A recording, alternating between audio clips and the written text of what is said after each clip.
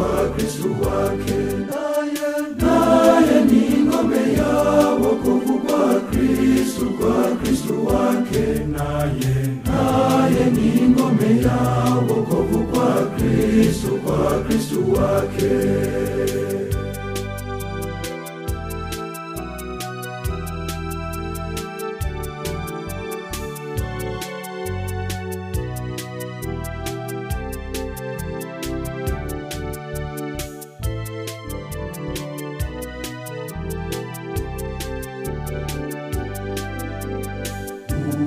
Waokoe watu wako, uwabariki urithi wako, uwachunge